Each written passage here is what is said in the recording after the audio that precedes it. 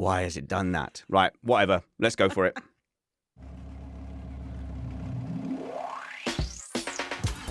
Hi, everyone, and welcome to the Remain Indoors podcast, where we'll be looking at some news from around the internet, having a grumble when required, and talking about the ways we're keeping ourselves entertained at home. Remain indoors. I'm joined by a live chat room who is really impressed by the fact that I, for once, fluked it so that I finished talking and then it went dun, dun, dun.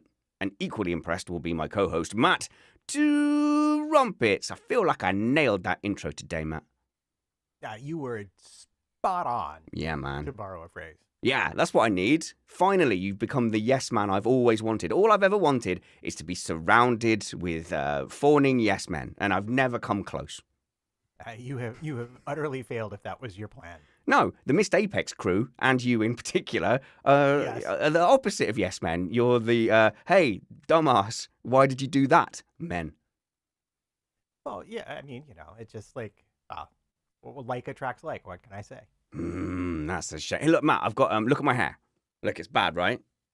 It's all like overgrown. Well, it's still attached to your head. I mean, I think, at our age, that's got to be counting as a positive, right? Yeah, I think it's a bonus. But in COVID times, the hairdressers, sorry, I'll be all manly.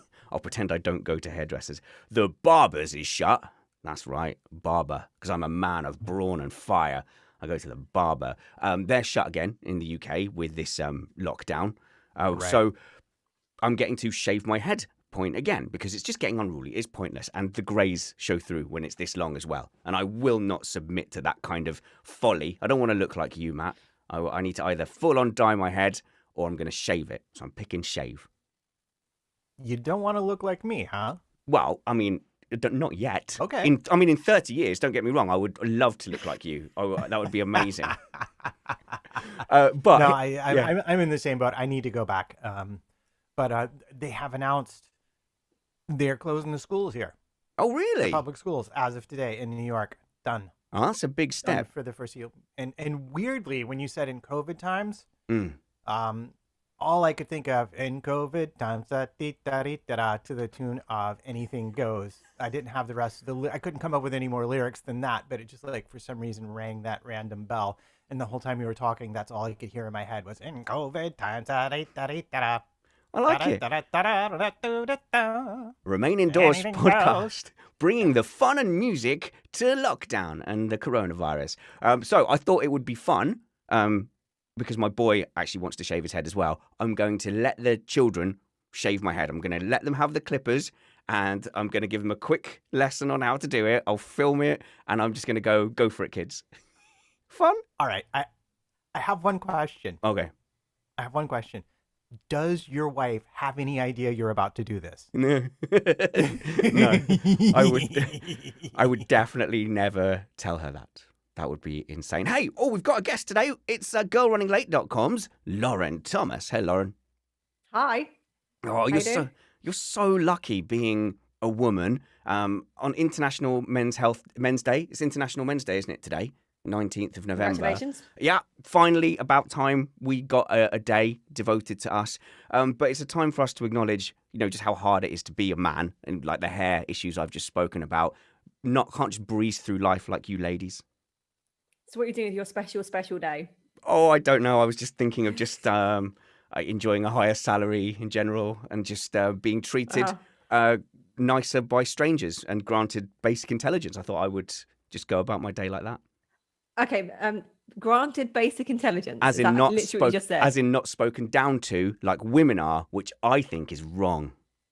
Nice backtrack. No, it wasn't a backtrack. That is exactly what I meant. That was my whole point. Clearly what you meant.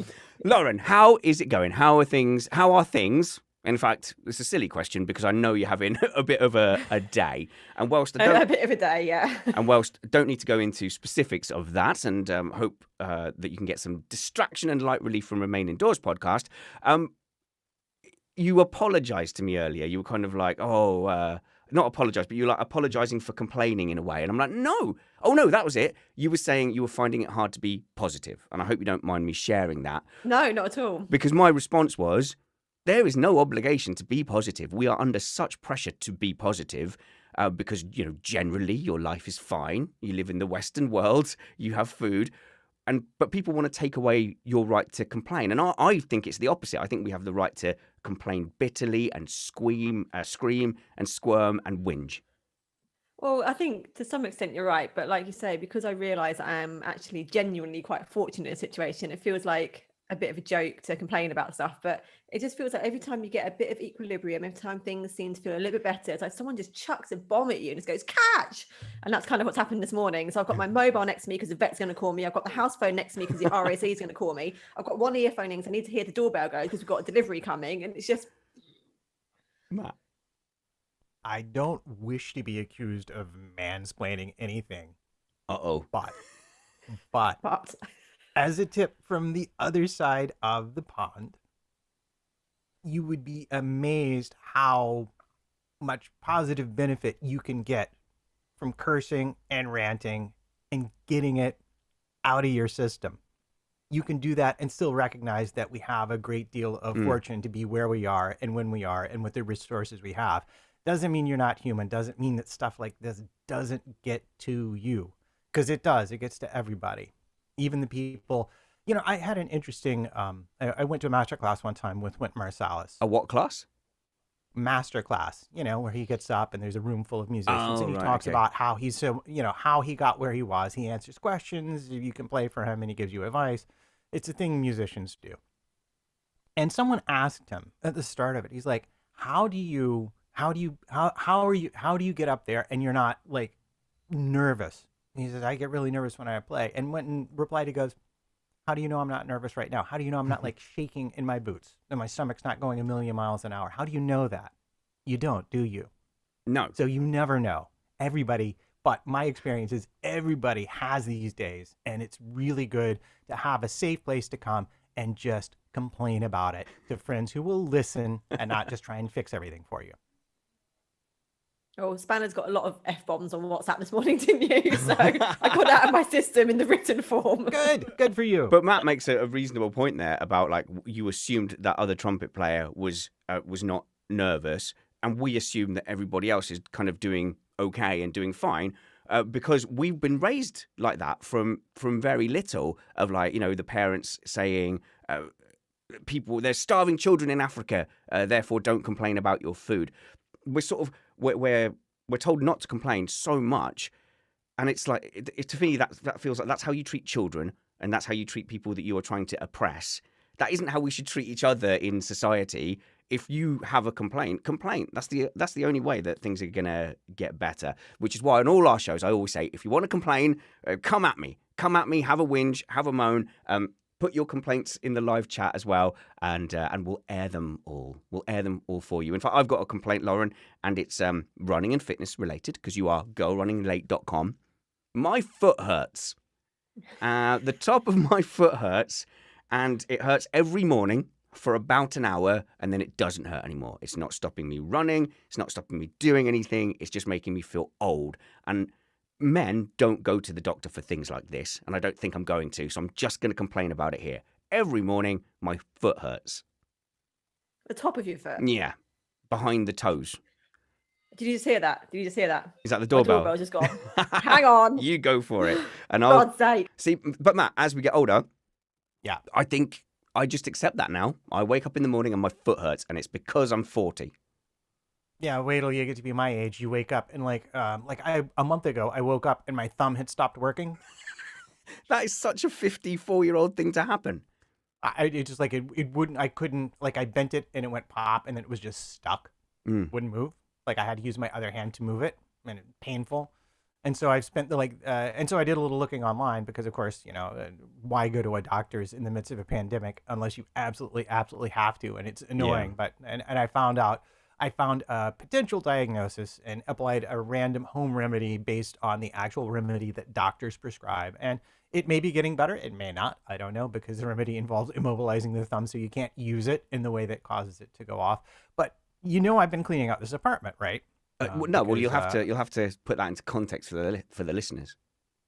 Right. Okay. So the deal is, a friend of my wife's who lives in California has an aunt who got moved to a home recently, and she was a hoarder. Oh, And rather no. than her flying out from California, the aunt's estate has hired us to clean out the apartment, find the financial documents, and sort of sort everything out. And I had been missing some of that last week because I had other responsibilities with the race and everything like that. But went back and there was a huge collection of trash bags. And I'm talking trash bags, I'm talking contractor bags, like 50-gallon bags full of paper, not the latest things in the world. Yeah. And so there were maybe 15 or 16 of them in the apartment at this point, and they all had to be taken down the elevator out and chucked onto the trash pile. And so a big chunk of yesterday was me doing this. And I woke up like even by last night, I was like, oh, wow, my wrist really hurts bad. What have I done? And then I realized, like, oh, yeah, I was chucking 30 and 40-pound bags 6 feet up in the air from 20 feet away. And in That wasn't the smartest thing I've ever done. And in your mind, you can still do that because you've done that kind of thing your whole life. And I think that's what I've Didn't had hurt to. at the time. It was kind of fun. And then I got home. I was like, ow. Owie, I've had to ow. start explaining that to myself now and just go, you cannot just do, 16 hours manual labor, go from the shed, then go do a full day's humping and dumping in the yard and expect not to be sore from it.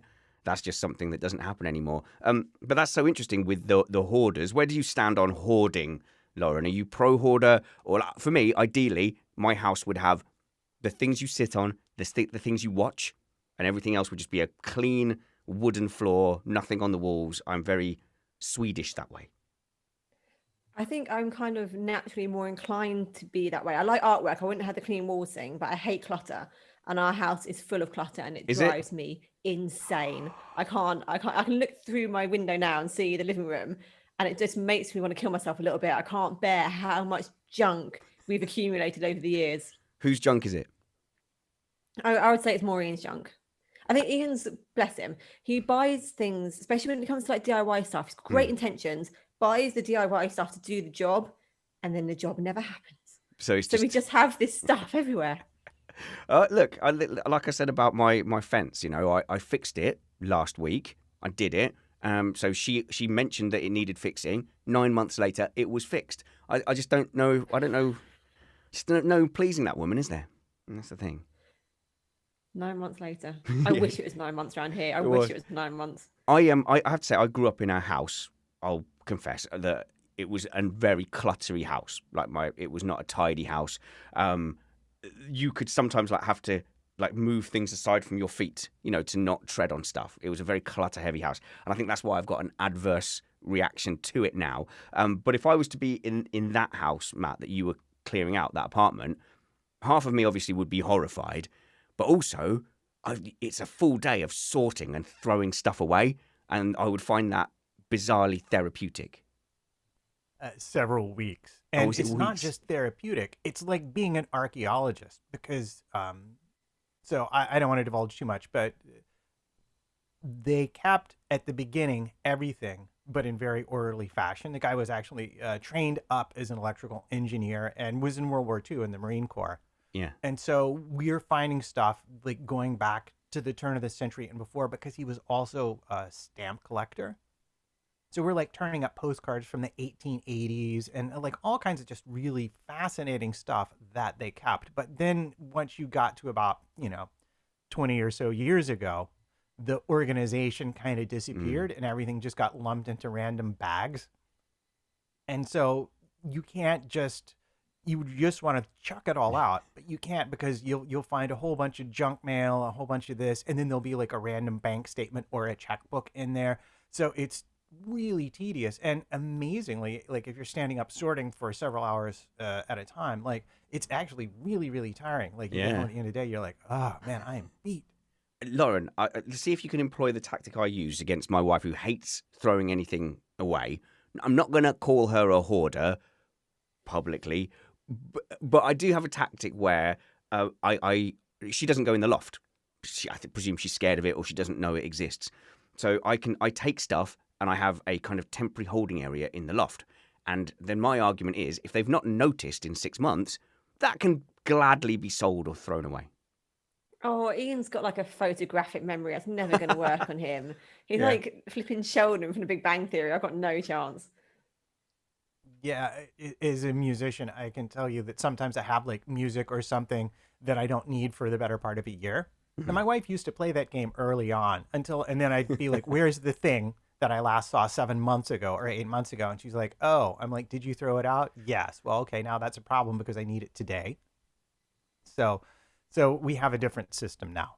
All right. Remind me to have a long chat with Amanda about the mistakes we made in our lives marrying musicians. I think we messed up. Let's talk running.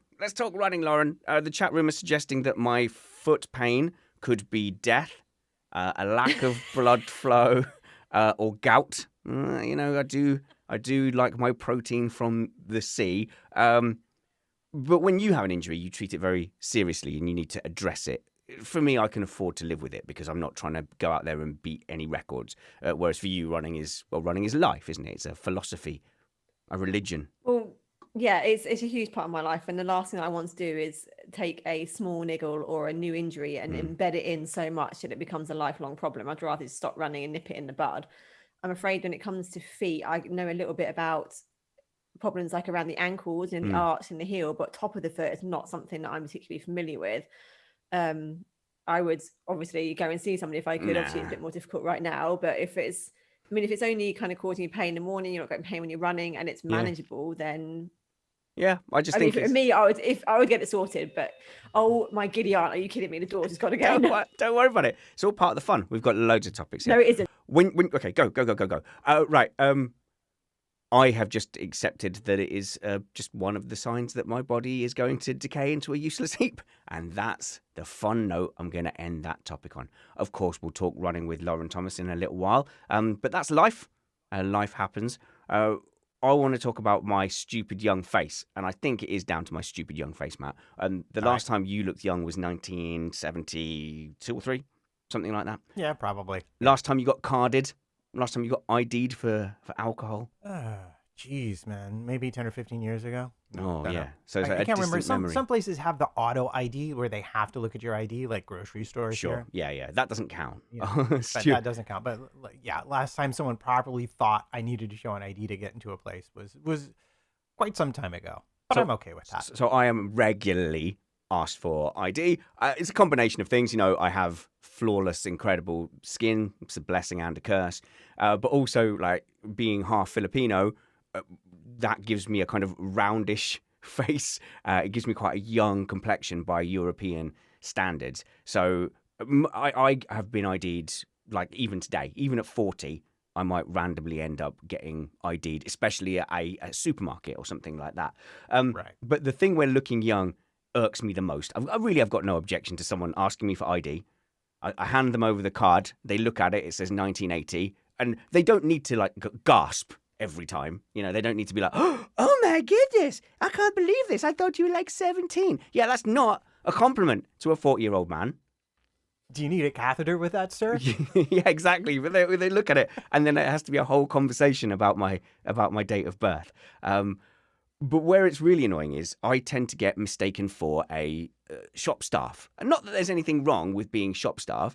It's just that I am so routinely asked with, not like, do you work here? They'll just fire straight into the question like, oh, excuse me, is there this in a medium? I'm like, maybe. I don't know. Possibly. And so one time in go on, Matt, go on. No, go ahead. I have a story related to that when you're done. Well, the biggest example of this, and Lauren's back. You'll like this, Lauren. The biggest example of this was in Primark. It's an American shop, isn't it? It came to Britain a few years back. Very wholesale cheap clothes. Yeah, no, I know what you mean. And that's where this Miss Apex shirt is from, and your Miss Apex shirts, because they were cheap, and then we get them printed on, and that's fine. So I'm like grabbing all the different sizes of the shirts for the crew, and then I'm going to take them to the printer shop. And now this phenomenon happens to me often enough that I am no longer polite about it. So this woman she went, oh, could you tell me if there's this in blue or something like that? And I said, no. I went, no, I can't. And she was like, I just need to know if this item is in blue. I've been looking around and I can't see it. I'm like, yeah, okay. And then she asked once she wanted me to check out the back. She wanted me to look out the back, and I just laughed, and I just carried on doing what I was doing. She went up to the reception, and I could hear her loudly complaining about me, demanding to see the manager, and she was like furious that I wasn't serving her. And I don't know. I put it down to I've got a young face and I was picking up a lot of clothes. But I get it all the time, particularly in garages as well. People will ask me where the toilets are and stuff like that. So I don't know. I must just have that look, Lauren. I must just have that look. It's an open, friendly face. Yeah, I wonder if that's what it is. Are we done with deliveries? Have we got all our deliveries? Probably not. Probably not. What, it's is it just one of Christmas? those days. Normally Ian would be here to do it, but he's had to take a relative to hospital, which is why we've had such a bonkers morning. So it's all just a bit full on. Is it Christmas presents arriving? Is it my Christmas present? It's Ian's got an offsite tomorrow. It's like it's what they call an offsite. So normally they'd all go out of the office at work and go to like a hotel and do this day of, I don't know, brainstorming, planning. So then they're now doing it at home. So they're delivering everyone's stuff for the offsite. So we've had like a load of cheese come this morning, and now he's got like a 3-course meal just turned up. So it's just bonkers. Steve in the chat room is suggesting you need more beard in your life. It's the clean-shaven look that gets you mistaken for a shop worker. Maybe. I have some challenges. I have some challenges in the beard department. Again. Oh, I totally forgot about that. Well, look, if I was in Manila with my Filipino family with 5 days growth, they would be like, hey, dude, you've grown a beard. Nice. Whereas here, I am openly mocked for my facial hair and like no one minds. All you're doing is mocking an Asian person for their facial hair. I don't see how you don't see anything wrong with that. How could there be anything wrong with it? It's hilarious. Fine. Lauren, tell me about, I know this plan may be interrupted, but I was very interested. You said you might have a virtual wine tasting tonight. Oh, yeah. So again, that's related to Ian's job. So they've sent out 4 bottles of wine, and we're meant to sort of get them all ready for the start. So get like 4 glasses out, put a little bit in each one. But we're only like a household of 2. So then we're thinking, well, what happens after the wine tasting when we've got 4 open bottles of wine? And we're not sort of like particularly big drinkers. We don't have a massive fridge either. So we're just thinking, right, who can deliver these slightly opened bottles of wine to people and just say, you know, we're not drunk from the bottle, but here, have, 80% of a bottle of wine. So I thought it'd be really good fun. But now if he's got to be a taxi service, chances are he can't really be doing a wine tasting that same night. So that might be I drive past your way on a Sunday.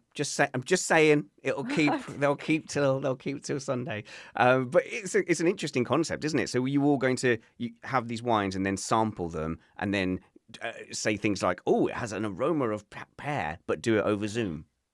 An oaky finish. Yeah, I think so. And then they were also suggesting like snacks that you could have with it, like they were suggesting cheese and nuts to eat with it. So I think I was actually going to put on like a nice dress once instead of like my Sweaty Betty leggings, but it sounds like that ship may have sailed, sadly. Oh, well, I'm sorry for your ruined plan. But are either of you 2 sommeliers?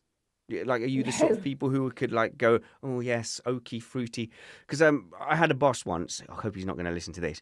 I won't use his real name. But Dan used to tell everyone he was like a whiskey tasting expert, and he'd go on and on about it. And then we were in a Hebridean bar one day, and they had all the things there. And so I brought this conversation up to the barman, and I was like, what did I say? Pretend his name was before? Dan.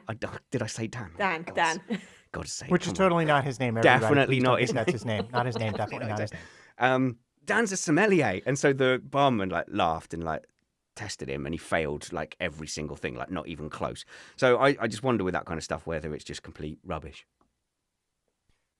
I used to be friends with the guy who bought wine for the wine shop that we went to in our old neighborhood. He was a musician, and I played the instrument his son was learning. So he said, could I hit you up for tips? And I said, sure. And in return, he gave me an education in wine. Real nice guy. Very, very smart. Talented musician too. But they were talking about this, and they said that they had a vodka rep who they tested him on 9 different vodkas, and he correctly identified all but one of them. Wow. And that's vodka, which like is basically all tastes the same no matter what you do to it. Yeah, I mean, and I was like, so there are people like that. There are really people like that. Top tip, vodka can't be smelt on your breath once you've consumed it. Just saying. For the school run, top tips. Nobody can Useful smell. advice from spinners.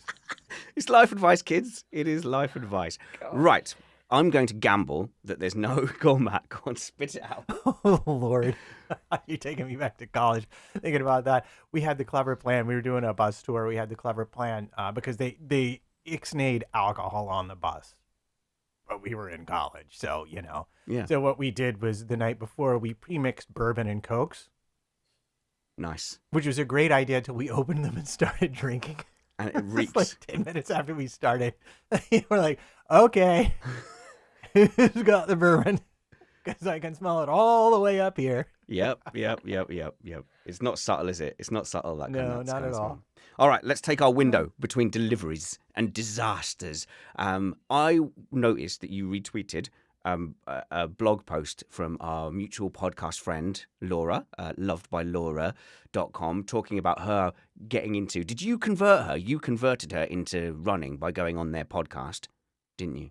Yeah, I don't think it's solely me, but I think it's certainly No. one of the reasons why she was kind of keen to get back in there. I think sort of hearing me talk about it and how good it is I find for like my mental health and how good it is to get outside, especially right now. So But she's doing really well. She runs every day now. she's got a great blog, and the blog's on there. I believe it is lovedbylaura.com.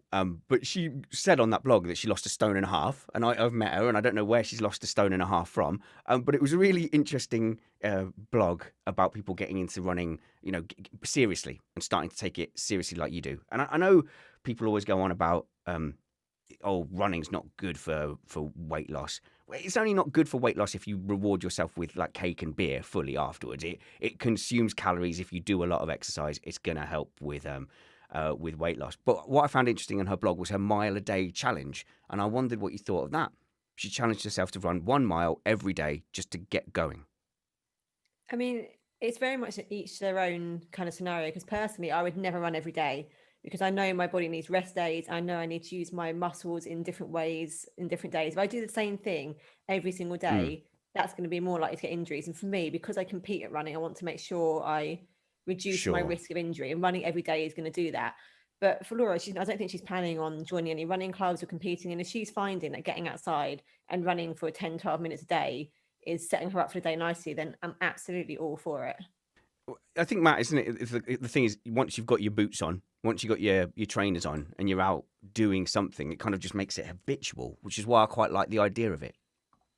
Yeah, well, this is always the challenge, to make it enough of an automatic thing that you will get out the door even if there's friction, but not to the point where you injure yourself and then have to take a significant amount of time off.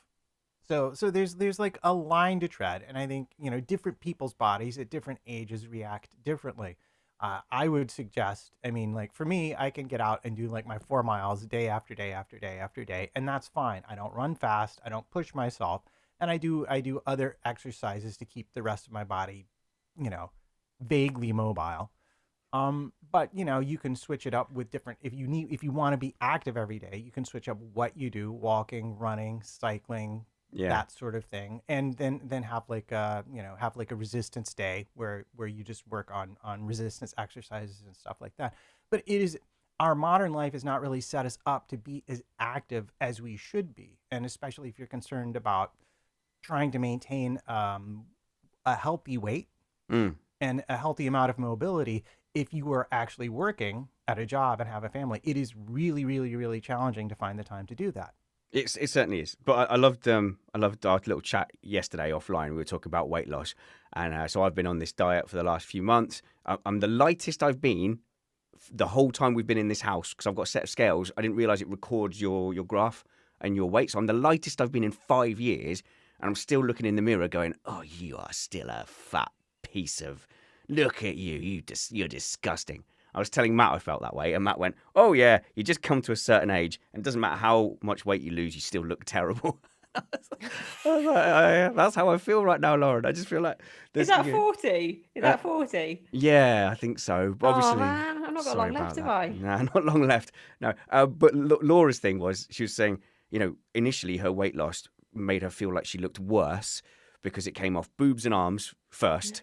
and nowhere else, and just like exacerbated the pear shape that she was worried about. I feel like I'm in that position as well. I feel it's just made me look lumpy and weird.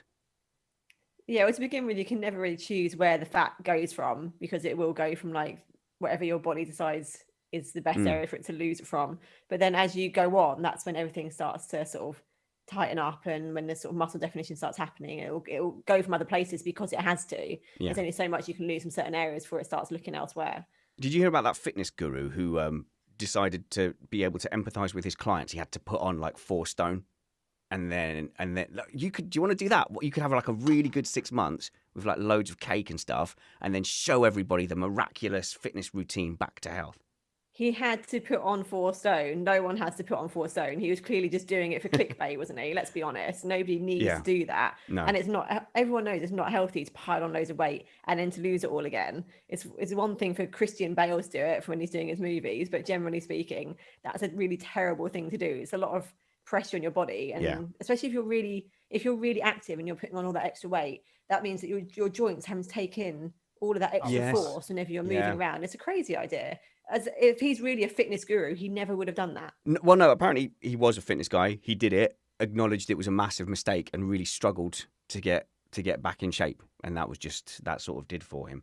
But you're right about putting the stress on the joints. So one thing I've really noticed about being a little lighter, and look, there's not going to be like a before and after picture with the big flabby pants, and then it's not like that. I haven't lost like several stone. It's just getting back in a bit of shape. I can feel though that kind of half a stone, 3/4 of a stone difference on my knees, and like I've got a bit of a spring back in my step. I'd say that's the single biggest motivation I think for anyone who runs, to lose a bit of weight. But you can run with weight. On those park runs you took me on, there was some real big lads flying around, and like big lads can be quick. Oh yeah, and you have to, you do have to start somewhere. And there are plenty of people who start off doing like quite a serious power walk as well when they're really first getting into it. And if they are carrying, a significant amount of extra weight, there's no reason why you can't start doing it like that. You just wouldn't go out and run a 10K straight away. You have to ease yourself back into it, and then let your body kind of adjust what you're doing to it, and then step it up with little increments. That's all you need, really. So the thing that stops me doing Laura's thing, and I'm trying to get out to just walk as well when I'm not running, is the gear. Like I really don't have enough running gear to go out 7 days a week. So I feel like I need to go running shopping, but I'm completely lost on that. And I know you're a bit of a gearhead. So have you got any tips for me especially it's online now? I don't know. What should I be? I don't know what to wear. Am I allowed to say brands? Yeah, whatever. It's not BBC, is it? Under Armour are really great for men's running clothing. Under Armour. That's what Ian wears. Under Armour, yeah. Okay. And and when it gets really cold, he'll wear like a pair of Under Armour leggings and then shorts over the top. Then he's got he often tends to wear, instead of like a long sleeve top, he'll wear like compression sleeves and then a short sleeve top or something like that. So yeah, over the top. I mean, it varies. It depends on the weather as well and what mood he's in. But yeah, Under Armour tends to be his go-to brand. I don't know. See, me and your husband are slightly different shapes. So I've got Under Armour built in. I've got like a squidgy layer for me that after like 30 seconds of running, I would need to start just stripping that off and be back down to my t-shirt. Plus, he's a flipping giant as well, isn't he? So I don't know if Under Armour is just better for taller chaps. I don't know, but I was going to say he's Disney shaped, whereas I'm Malteser shaped. Amazing. I'll tell him that. I make him very happy. Yeah, a lot of those brands are built for like, Viking proportioned people, aren't they? Yeah, and I tend to wear Sweaty Betty, which is obviously a female-only brand, so that's not going to help you either. But no. I find Puma quite good as well, and not too expensive. You can normally get Puma for a decent price. But the ultimate kind of runner's kit is Ron Hill. That's kind of one that's Ron Hill. Buy a runner for runners kind of thing, and they're really good with their high vis stuff. So at this time of year, Ron Hill is a really good shout. Yeah, well, and I don't want to stand out too much. Like I don't want to be all like, look at me. Like the people who get into cycling, Matt, you must see this. Like, because you were like high level cycler, but you get people who are like, I'm going to take up cycling as a hobby. They go out and they buy their 800 quid bike and all the gear, and people like middle-aged men just climbing into latex with not cyclist shaped bodies. Why do that? Why not just wear loose, comfy clothing just until you get into it? Well, in their defense, which is mostly indefensible. But in their defense, if you're really cycling on a road bike, significant mileage, you do need chamois in your shorts. Yeah. Because otherwise, Yeah. you're going to get saddle sores. Yeah, but you don't need to have And the full you dungarees. don't want saddle sores. Yeah. You really don't. But I always, my objection was, and I get it. It's a thing because it's a Formula One thing too. Is people would show up like in team kit, and I would never wear a jersey unless I had ridden for the team or someone on the team had given me that jersey Yeah. personally. Because otherwise, I'm like, just like I look at you ride, and I'm like, and even now, like when I run the park, I see some of the cyclists, and you may not know this, but runners and cyclists don't always get along. No. Yeah. And occasionally people ride by and say, "You're running on the wrong side of the road." I'm like, "Oh, it's the shoulder of the road. You've got the car lanes. A and B, I could have thrashed you. Like I'm looking at the gear you're wearing and I'm laughing at you because I would have crushed you when I was competitive.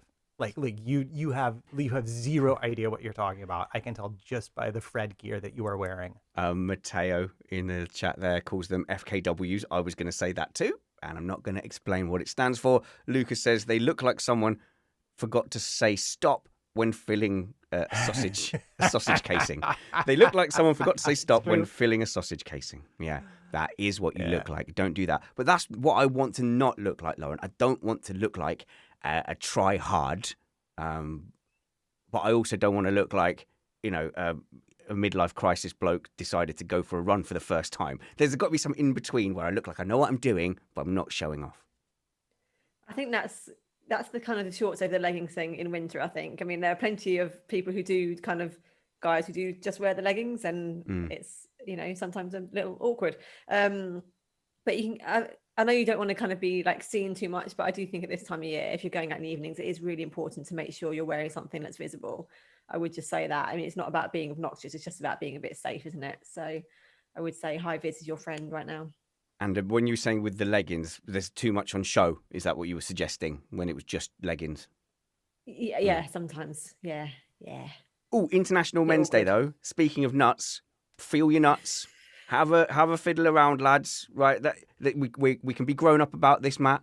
There's no need to be shy, especially if there's any younger lads listening as well. Never too late to start. Have a good old feel. Women are better at it. They're trained from a younger age to have a poke around and feel for any lumps. Men, of your nuts? No. Of your own breasts, please. Leave other men's nuts alone unless I don't know what your arrangement is. No, it's just like stop there. Just stop there before it gets anywhere. I don't think I made it awkward. I think Lauren did it. Lauren... You so did. You said, feel your nuts. Women are trained from a young age. It's like, what? To feel your... What? Okay, now you like say we have classes on how to feel men's nuts from a kid. To be fair, in an audio-only format, she kind of does have well, you couldn't see him pointing at his pectoralis major when he said, have a poke around, which is what he meant. But on the podcast, it's going to be hilariously entertaining, that bit. When you detailed back to me exactly what I said, it absolutely sounded like that. So, to clarify, I was not saying that women are trained from an early age to feel men's nuts. But in all seriousness, we need to be better men at identifying that. I had a lump when I was in my 20s, so early 20s. Having a feel around, it is frightening. Sometimes you don't want to acknowledge that. And I think I ignored it for quite some time. And then eventually I sort of said to a friend, there's a lump on my balls. And he was like, dude, just go. Like, what worst case scenario, it gets taken out and you get a glass nut, and then you've got a story about having a glass nut. And I was horrified. But I did, I went down there. It's not the most comfortable thing in the world. I won't lie to you. You got some doctor going, all right, so I'm going to feel your nuts now. And you go, okay, so I guess this is happening. But look, it's worth it. It was completely benign. But if that's the worst case scenario, it's better than the alternative, surely, Matt, of course, of letting something go untreated. There we go. Yes, well, certain death is never really a good alternative if you have any other choice. Death is terrible, isn't it? Oh, I definitely don't want to die. Good. We can let's sashay away from that, from feeling nuts. Lauren, chess. You are a chess master. You've kept that quiet. Absolute nonsense. Never played a game of chess in my life, but I'm watching the Queen's Gambit. We were talking about that, weren't we? Yeah. Which is just phenomenal. It's so good. I mean, I loved Anya Taylor-Joy anyway, the lead actress in it, because she was in something called The Witch, and she was really good in that. Yeah. And she was the lead in the recent adaptation of Emma, which is also really, really great. And so when I saw this coming on, my friend Justin was talking to me about it, saying, "Oh, have you seen this new TV show about chess?" And I was like, "Ugh, chess, no." And it just didn't appeal at all. Started watching it, and it is so classy. What a brilliant show. It's very character heavy, isn't it? And there's not actually, you shouldn't be put off, there's not actually a great amount of chess in it, although it is based around chess playing. My wife watched it. I didn't need to like see every minute. Like if she was watching it and I was sat there, I watched it. I didn't mind if I skipped a bit. I'd just say, "Oh, what did I miss?" But what was the name of the actress again? Anya Taylor-Joy, I think. She's got a unique look, and she is mesmerizing and like really get absorbed into her life. I love the fact that she is essentially a borderline functioning alcoholic who's thrust into the limelight of the chess championship world, and like just watching her just teetering on the edge trying to hold everything together, which I can in no way relate with. No further questions. And I think isn't it amazing how she really convincingly plays like a 14-year-old up to this woman in her mid-20s as well. It's very convincing. She's clearly just kind of that sweet spot on her age of being able to play a variety of ages. But if you're into like fashion, it's really good watching it from that point of view, because all of the 1960s clothes in it are just beautiful. I think it could appeal to a lot of different people. It's really good. Yeah, it was. Oh yeah, I forgot. It's a period piece. It was set in the before time, so there's a lot of like her being a woman is in itself like a novelty in that time, isn't it? So it sounds like it's hard hitting and heavy hitting, but the way she portrays it, it's a light journey through all these epic things. Yeah, I think that's fair. It is. I mean, obviously the subject matter is very serious because I don't think it's much of a spoiler to say she's orphaned, because you get that literally from the get-go. And she's obviously she's got a pill problem, she's got a drink problem. She's like the only woman pretty much in an incredibly male-dominated world. And it's just, yeah, it's not cheerful. It's not Schitt's Creek or anything, but it's just a really good bit of telly. Which we were also watching, but it was interesting to me that reading about it, because our family has consumed it, and my daughter has actually now started playing chess again as a result of it. Nice. That not only did the set dressers, not only do people who are chess masters say that every single chessboard you see has a proper game going on it. Like it's Nice. not, they didn't just put random pieces out. They're like, oh, clearly they're right in the middle of a thing that I could identify the moment I saw it. But there was a real life grandmaster, is a real life grandmaster. I think I want to say Hungarian, Romanian, something like that. And loosely, supposedly, this might be somewhat based on her, but she did quip that she never beat a man that was feeling healthy. Every man she ever beat in a chess tournament said they weren't feeling well after the match. No, I did not feel well. Oh, pride. I just got my rear end handed to me. Yeah. Well, I've got that excuse not with women, but with the kids. I don't want the kids to beat me. It's always because I wasn't feeling well. I'll remember that one. One spoilery thing, though, Laura, and you said no spoilers at the beginning. I think one thing to make clear for people who are going to watch The Queen's Gambit, I heard on a tech show someone was recommending it. And I didn't take the recommendation because it was basically drunk lady plays chess. I was like, no, thanks. I'm out. I'm not watching that. But I knew from that it was always going to be a one-off miniseries. So when my wife was watching the last episode, she was like, oh, how are they going to leave it? Are they going to leave it ready for season 2? And then when I said, oh, no, this was always a one-off, they're never making another series, she was so disappointed. Worse than the time I told her that Firefly had a second series. Oh, bless her. Yeah. Well, she can always, maybe she could do some fan fiction. She could write what happens after. Yeah. I don't know. Okay. Good. No, we shouldn't do that. Fan fiction always makes me think of how Matt's wife's erotic novels are basically Matt Trumpet's fan fiction erotic novels. Sorry, Matt. Oh, that got awkward.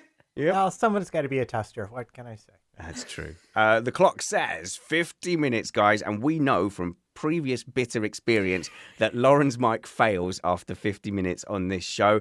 Your mic. Okay. The mic that I kindly have given to Lauren, but she throws it back in my face for not being quite good enough and sometimes failing.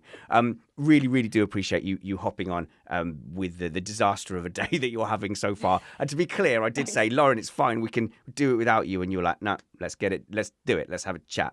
Hopefully we've A given welcome distraction. a welcome distraction. Tell people where to find your blog.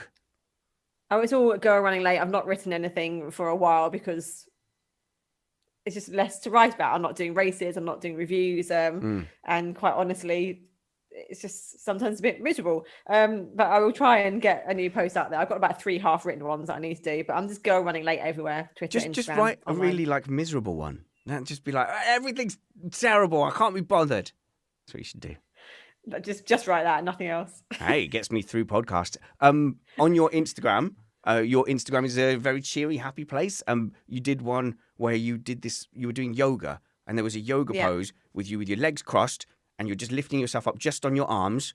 And if it wasn't for your hands poking out, you would think that you were levitating. And I really had to resist the urge to not get distracted spending half an hour photoshopping your hands out of that picture. I kind of wish I'd done that myself after you said that. That'd be brilliant. Just to see what sort of reaction it would have got. So, but you're doing yoga, is that online or is that like a... Yeah, so it's a local instructor called Helena. So I used to see her in person and I've done so little yoga in lockdown because it just doesn't... I felt like it would give me a bit too much headspace and there's already quite a lot going on. And I didn't want to get too introverted and think too much about stuff. And I did it last night for the first time in ages with Helena. I've not done a class with her since before lockdown, the first one. And it was just brilliant. I've forgotten how much I miss her classes. And she's got the most soothing voice in the whole world. I just want her to read me bedtime stories. She's fabulous. Oh, that's brilliant. Zoom yoga.